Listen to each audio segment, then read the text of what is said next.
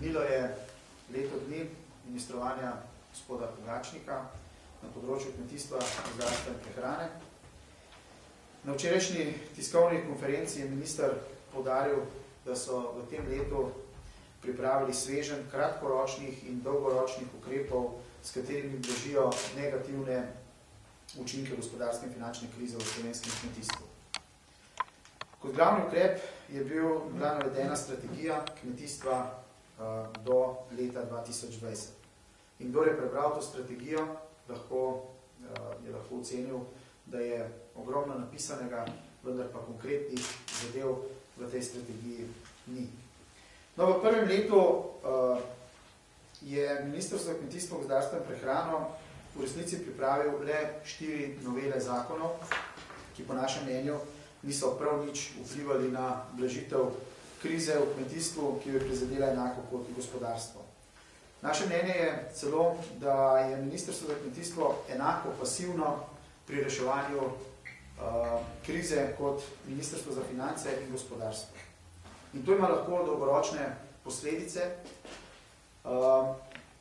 za razvoj in pa tudi seveda konec koncev tudi za obstoj kmetijstva v Sloveniji. No, v zakonodajnem postopku so bili vloženi 4 zakoni. Prvi je bil zakon o soobstoju gensko spremenjenih rastlin z ostalimi kmetijskimi rastlinami. Takrat, ko je bil ta zakon sprejet, seveda smo ga tudi v Slovenski demokratski stranki pozdravili in ga podprli. Seveda smo pa že takrat upozorili na to, da ta zakon ne more zaživeti v praksi, če ne bo sprejetih tudi uredb oziroma podzakonskih aktov, ki govorijo o odškodninah in pa o varovalnih pasovih.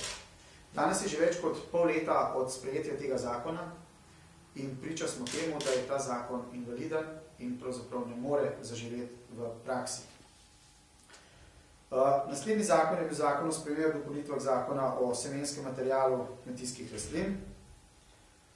Tretji zakon o spremembah in dopolnitvah zakona o zadrugah, kjer se je največ govorilo predvsem o zadružni reviziji, ki jo s predlogom tega zakona ukinjajo.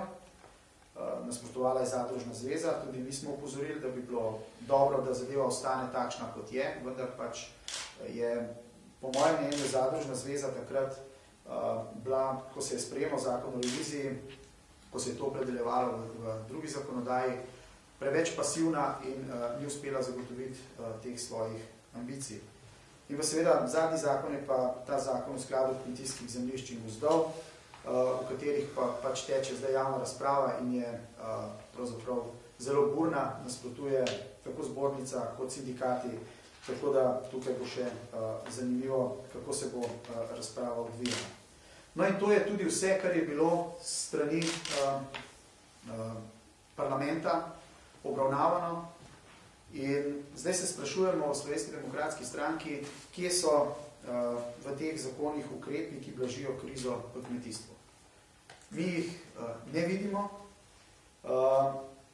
enako kot jih ni tudi na gospodarskem in finančnem področju, in to pomeni, da ni strategije, da ta vlada dejansko nima kompasa tudi na tem področju.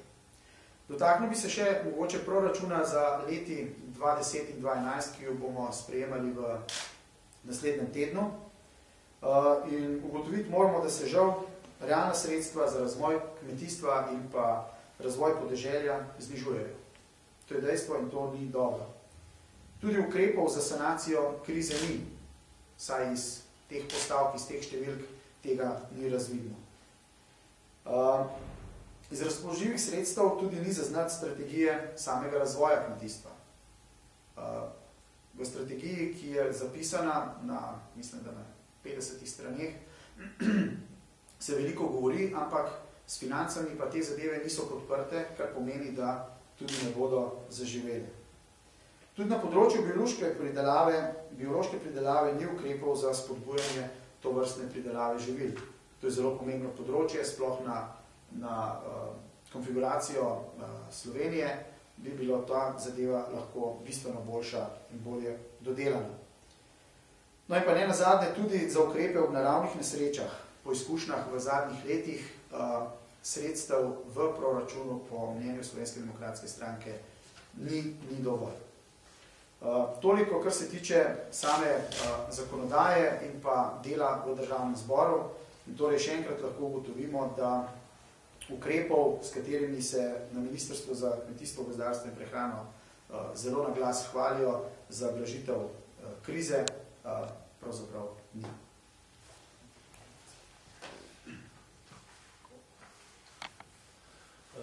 No, tudi v odboru za kmetijstvo pri strokovnem svetu SDS smo se aktivno vključevali v zakonodajni postopek in spremljali delo vlade na področju kmetijstva, s posebnim poudarkom na področju kmetijstva in tudi vse napovedane ukrepe ministra za kmetijstvo, gozdarstvo in prehrano in ministrstva za kmetijstvo za blaženje krize na področju kmetijstva. No, v strokovnem svetu v odboru za kmetijstvo smo mnenja, da je bilo v prejšnjem mandatu na normativni ravni izjemno dost narejenega in da so podlage za izvajanje kmetijskih politik prave, skrbi pa nas odsotnost ukrepanja, odsotnost izvajanja sprejetih kmetijskih politik in pa predvsem plehkost oziroma neodzivanje na izzive krize. Tudi ta tolikrat omenjen ukrep de minimis v obliki pomoči proizvajalcem krušnih žit in mlekarjem se je v končni fazi pokazal kot neustrezen, za nameček pa je očitno, da bo izplačilo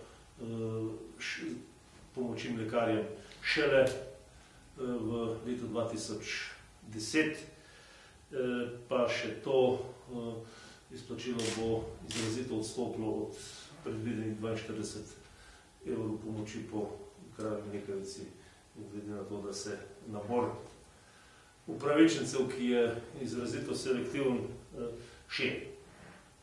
Mi smo prepričani, da bi bilo potrebno zaradi poglabljene krize na področju kmetijstva, zaradi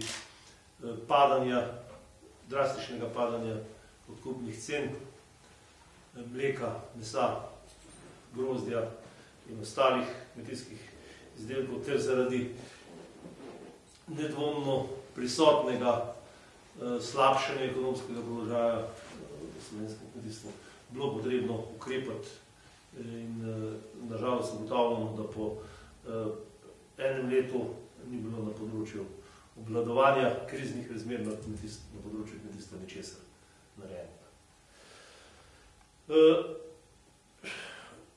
Zdaj, jaz bi zaključil s tem, da je po našem mnenju ministrovanje gospoda Pogačnika izrazito udobno zaradi pasivnosti in neaktivnosti civilno-družbenih gibanj na področju kmetijstva, tukaj bi izpostavil zbornico in sindikat kmetov, tako da